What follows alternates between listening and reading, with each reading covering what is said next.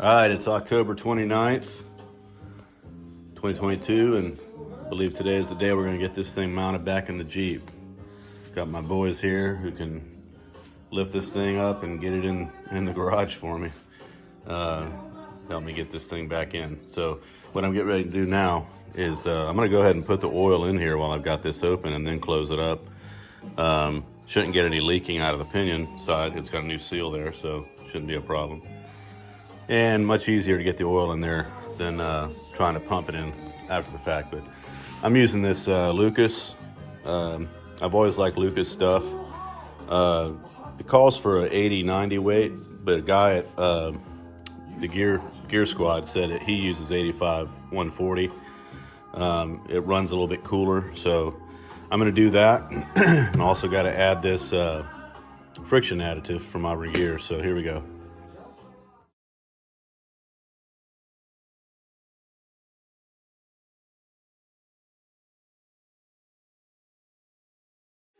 All right, it calls for 4.75 pints, so that would be basically 2.5 quarts. Is that right? Yeah, 2.5 quarts. So I'm about there. I might have a little bit more than what I need, but once I spin it and get oil down into the axle tubes, I'll check it and make sure I don't have too much. But all right, I'm gonna get this thing buttoned up. I've got all those on, and the original shop manual calls for 170 inch-pounds of torque on each one, so I'm going to go ahead and do that. All right, there it is, all buttoned up. And I was curious to find out what my total rotational torque is on this pinion now that I've got the axles in. And I came up with about 27, 28 inch-pounds is what it takes to rotate that. So I think that's going to be good. You recall it was 22 inch-pounds of the pinion preload prior to anything else being installed. So that means I've got some preload on these bearings as well. So that should be good. Hopefully not. Hopefully not too much preload because it'll burn them up, but this thing's ready to go in and I'm excited. So once I get it in there, once the boys get it down there and get it up in position for me, then I can put the brakes on and stuff like that, finish it up. So hang on here before I took it down there, so it'd be easier to put those wheel cylinders in here. So I've got 2 new wheel cylinders that are going in, and now we're ready to get this thing mounted in.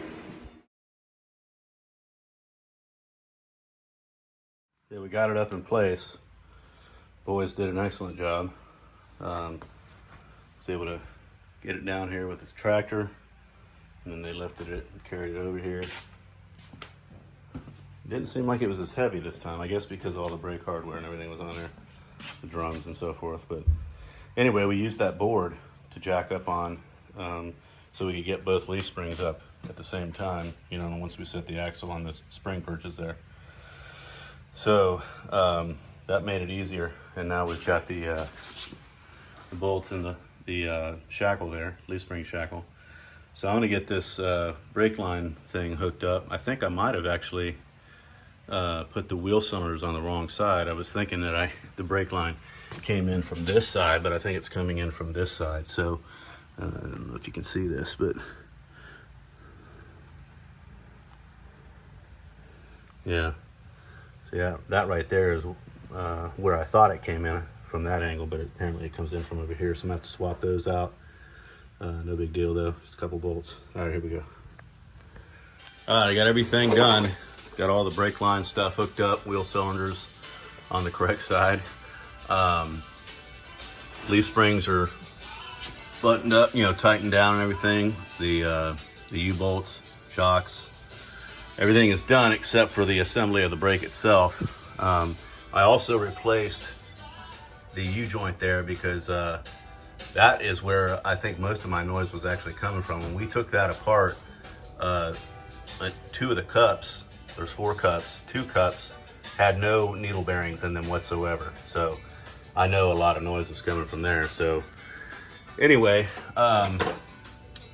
what I'm gonna do now is go ahead and start the Jeep and put it in first gear and let this thing spin, because I want to see if there's going to be any unusual noises and any kind of leaks right there where I'm pointing this camera.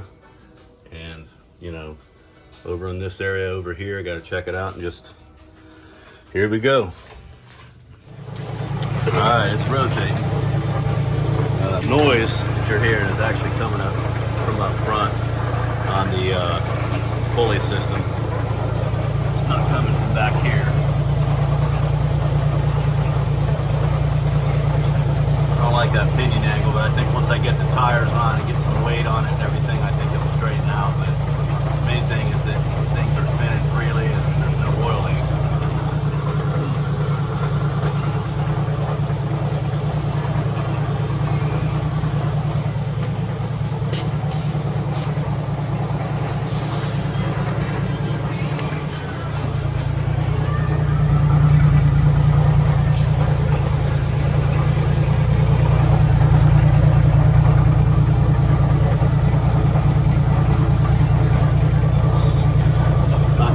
Grinding or anything.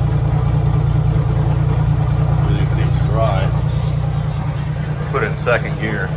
Alright, that's second gear.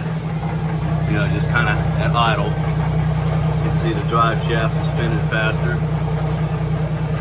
You know, I'm not seeing any oil leaks so far, and nothing's grinding. I have revved it up too, so I had it in third gear. I'm gonna let it spin for a little while, kind of get warmed up.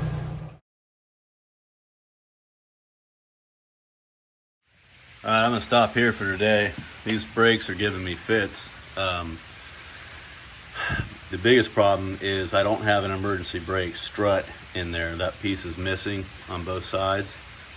And for some reason, this star adjuster down here does not wanna work properly. So I'm gonna have to address that tomorrow. Hopefully somebody local has got a brake, you know, emergency brake strut, because the emergency brake is not going to work without it. And then the other thing is the cable coming down from where the pedal is to the splitter, I guess you'd call it, the connection for both the cables, is frozen. So I'm going to have to see if somebody's got that locally as well. Probably not. They may have the brake drums, the emergency brake strut, which that would help, because at least I could put this together. But anyway, I'll finish this up tomorrow, and catch you guys later.